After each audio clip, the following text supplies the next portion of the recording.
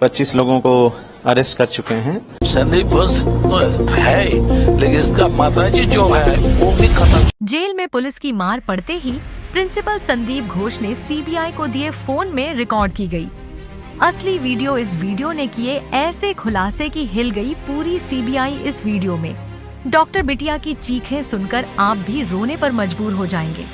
दरिंदों ने उस रात डॉक्टर बिटिया के साथ क्या क्या किया था, कितने लोगों ने इस घटना को अंजाम दिया था, उसका पूरा असली वीडियो अब सीबीआई को मिल चुका है।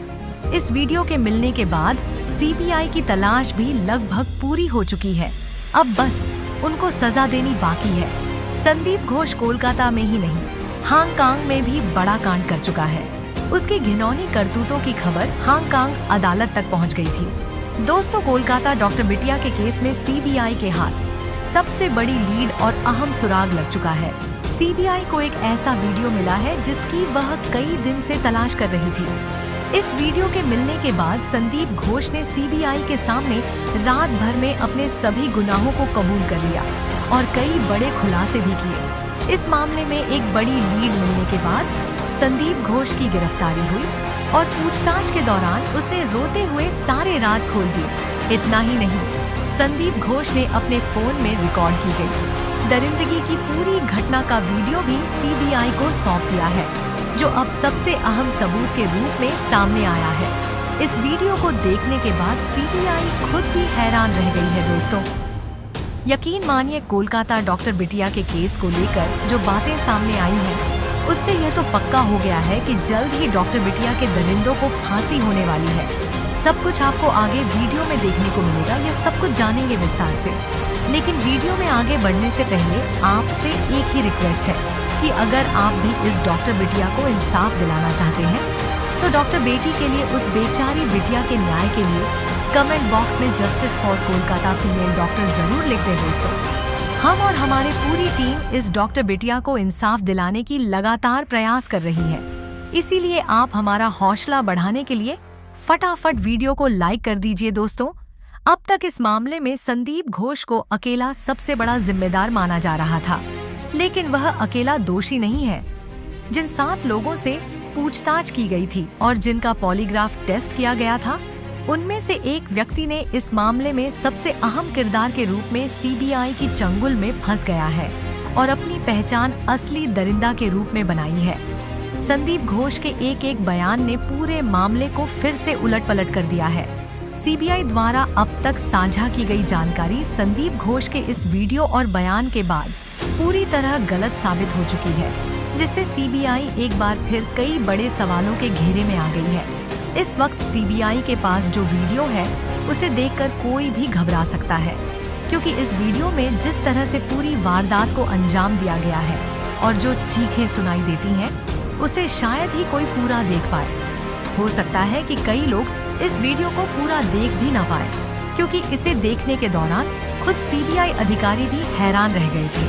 सीबीआई के चीफ एडिटर की आंखें भी इस वीडियो को देखकर नम हो गईं और उन्होंने यहाँ तक कह दिया कि इस जघन्य अपराध को अंजाम देने वालों का अंजाम भी ऐसा ही होने वाला है। बीच सड़क पर सबके सामने फांसी के फंदे पर इन्हें लटकाया जाएगा। जब यह वीडियो आपको दिखाया जाएगा तो आप भी शायद देखकर हैरान रह जाएं कि एक इंसान दरिंदगी की हद तक कहां तक जा सकता है और वह दरिंदगी पर उतर आए तो क्या क्या नहीं कर सकता। जो कुछ इस वीडियो में डॉक्टर बिटिया के साथ हुआ, उसकी हम कल्पना भी नहीं कर सकते।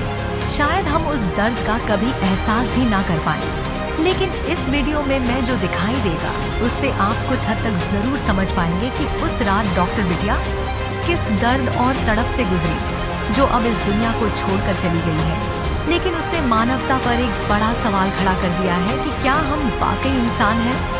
अगर इस वीडियो को देखकर भी आपका दिल नहीं पसीजता और आप अभी भी खुद को इस पूरे मामले से अलग मानते हैं, तो यकीन मानिए आप मानवता से बहुत दूर हैं।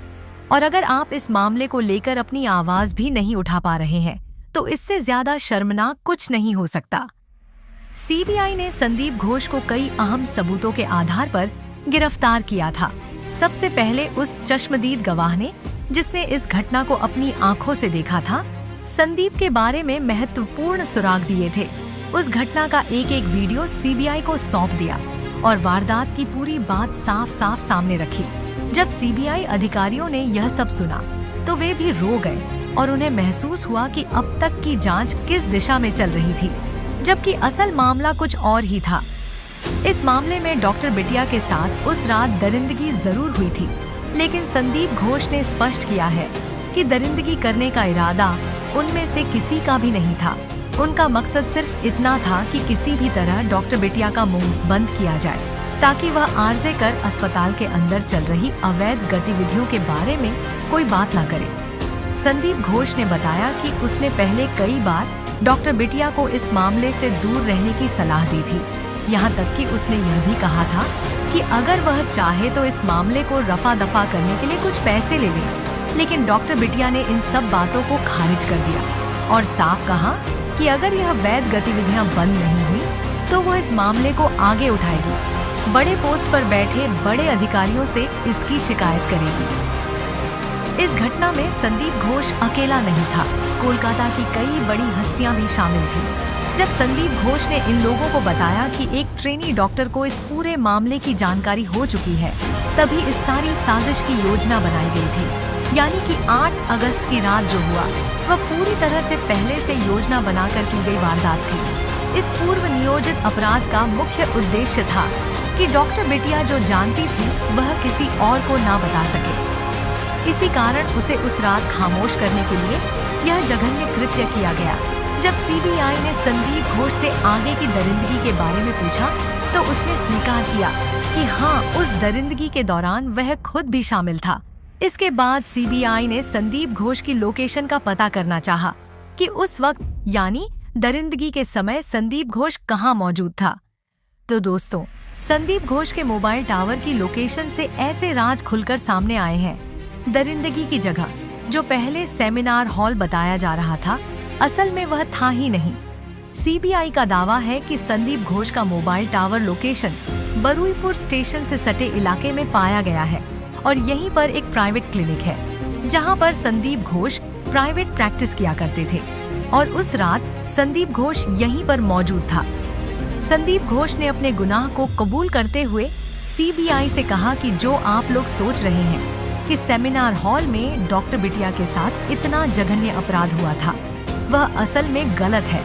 असली जगह तो यह है, ये क्लिनिक है, ये मेरी प्राइवेट क्लिनिक है। इसके बारे में किसी को कुछ पता नहीं है। अस्पताल में डॉक्टर और एक जिम्मेदार पद पर होने के बावजूद मैं इस जगह को चला रहा हूँ और मैं इस जगह पर कई ऐसे बड़े अपराध को आसानी से अंजाम देने में कई बार कामयाब हो चुका हूँ और किसी को अभी तक कोई पता नहीं चल पाया है। डॉक्टर बिटिया के साथ यहीं पर जघन्य अपराध किया गया था। दोस्तों, उसके इस दावे के बाद सीबीआई भी भ्रमित हो गई क्योंकि उन्हें समझ नहीं आ रहा था कि वह क्या कहना चाहता है। संदीप ने बताया कि उस दिन इस क्लिनिक में वह अकेला नहीं था, बल्कि पहले से ही 7 लोग वहां मौजूद थे। उन 7 लोगों में 5 आरोपी थे जो कोलकाता की कई महत्वपूर्ण हस्तियों में शामिल थे और 6वां वह खुद था और 7वां संजय रॉय था। हम 6 लोग उस प्राइवेट क्लिनिक में मौजूद थे और संजय राय को डॉक्टर बिटिया को इस क्लिनिक में लाने के लिए भेजा गया था। जैसे ही डॉक्टर बिटिया 66 घंटे पूरा करने के बाद वह बाथरूम के लिए बाथरूम में अंदर घुसी, वैसे संजय राय भी उसमें घुसकर डॉक्टर बिटिया को ऐसी जगह घूंसा मारा कि डॉक्टर बिटिया वहीं पर आनंद में बेहोश हो गई। क्योंकि संजय राय बॉक्सिंग चैंपियन था, उसे पता था कि कहां पर मारने पर कोई आसानी से जल्दी से बेहोश हो सकता है और सेमिनार हॉल के बगल जो बाथरूम था उसको इसीलिए टुड़वा पड़ा क्योंकि इसमें संजय राय के फुटप्रिंट थे और इसी सबूत को मिटाने के लिए इस बाथरूम को मुझे जल्द से जल्द तुड़वा पड़ा था। क्लिनिक में आते आते डॉक्टर बिटिया को होश आ गया था। हम सभी ने डॉक्टर बिटिया से कहा कि जो सबूत है हमारे खिलाफ वह मुझे दे दो, मैं तुम्हें छोड़ दूंगा। लेकिन डॉक्टर बिटिया ने देने से इनकार कर दिया। उसने कहा कि अगर मेरी जान भी चली जाए तब भी मैं इस सबूत को तुम जैसे दरिंदों के हाथ नहीं दूंगी, तुम सबको फांसी के फंदे तक जरूर पहुंचाऊंगी। उसके बाद हम सब न चाहते हुए भी डॉक्टर बिटिया मौत की नींद सुलाना पद्धा संदीप घोष ने यह भी कहा कि उसी ने फोन करके संजय रॉय को बुलवाया था। ताकि डॉक्टर बिटिया को ठिकाने लगाने का काम पूरा हो सके। इस मामले में कई महत्वपूर्ण सबूतों को भी नष्ट करना था, इसलिए उसने संजय रॉय को बुलाया। लेकिन संजय रॉय ने भी मौके का फायदा उठाते हुए अपनी हवस को शांत करने का प्रयास किया, जिसका सबूत पोस्टमार्टम रिपोर्ट में भी देखा गया। आरोपी संजय रॉय ने डॉक्टर बिटिया की टांगों को 90 डिग्री तक फाड़ने की कोशिश की। पहले की गई दरिंदगी में डॉक्टर बिटिया का मुंह बंद करने के लिए 2 लोग उस पर चढ़ गए थे, जिससे उसकी कॉलर बोन की हड्डी टूट गई थी। लगातार घूंसे मारकर उसके चेहरे को बिगाड़ दिया गया था, जिससे उसकी आंखों में चश्मे के टूटे हुए टुकड़े घुस गए थे, जो कि पोस्टमार्टम के दौरान भी देखे गए थे। इतना ही नहीं, जब वह भागने की कोशिश कर रही थी तो उसे पकड़कर दीवार से रगड़ा गया और घसीटा गया। यह सब कुछ मिलकर इन आरोपियों ने किया। जब संदीप घोष ने अपने एक गुनाह कबूल किए तो खुद सीबीआई भी दंग रह गई। पहले कहा जा रहा था कि इस केस में अकेला संजय रॉय ही है, लेकिन दोस्तों अब पता लगता है इस घटना में कई लोग हैं जिन्होंने इतना घिनौना काम किया, जिसमें अब तक 7 लोग गिरफ्तार हो चुके हैं। अब तक की जांच में यही सामने आया है कि इस खौफनाक वारदात को संजय रॉय ने अकेले ही अंजाम दिया। सीबीआई के पास उसके खिलाफ ठोस सबूत है, जो उसके गुनाहों की चीख कर गवाही दे रहे हैं। संजय रॉय के खिलाफ इतने पुख्ता प्रमाण हैं कि उसके बचने की कोई गुंजाइश नहीं है। इस पूरे केस में जहां एक तरफ संदीप घोष के घोटाले और साजिशें सामने आ रही हैं, वहीं संजय रॉय के खिलाफ सबूत उसे न्याय के कटघरे में खड़ा कर रहे हैं। अब देखना यह है कि इन दोनों दरिंदों को कब और कैसे उनके किए की सजा मिलती है। यह फिलहाल न्यायिक सदमे है। प्रदर्शन कर रहे डॉक्टरों का आरोप है कि पुलिस ने रेप और मर्डर केस की जांच में शुरू से ही लापरवाही की है। अभी भी सीबीआई ने एक महत्वपूर्ण कड़ी का खुलासा नहीं किया है। सीबीआई का मानना है कि इस मामले में कई बड़ी चीजें जुड़ी हुई हैं और यह मामला राजनीति तक पहुंच गया है। इसका मतलब है कि इसमें में शामिल बड़ी हस्तियों के नामों का उजागर होना केस के लिए बहुत संवेदनशील हो सकता है और शायद इसी वजह से अब तक उन लोगों के नाम सामने नहीं आए हैं। लोग लगातार सवाल कर रहे हैं कि क्या वास्तव में इसमें किसी का नाम सामने आया है। हाँ, इसमें कई लोगों के नाम शामिल हैं, लेकिन वे अब तक संदिग्ध की भूमिका में हैं। जैसे ही नाम स्पष्ट होते हैं, सीबीआई तुरंत गिरफ्तारी करने में कोई कसर नहीं छोड़ेगी। दोस्तों, संदीप घोष ने हांगकांग में जो कांड किया था वह यह था कि साउथ चाइना मॉर्निंग पोस्ट ने 29 मई 2017 को संदीप घोष के बारे में यह रिपोर्ट पब्लिश की थी। इसके मुताबिक मेल नर्स ने आरोप लगाया था कि यामा 2 स्थित क्वीन एलिजाबेथ अस्पताल में जब वह कपड़े बदल रहा था तो हड्डी रोग विशेषज्ञ संदीप घोष ने उसके बाएं बट को थपथपा और उसके निजी अंगों को छूने की कोशिश की और पूछा, डू यू लाइक दिस?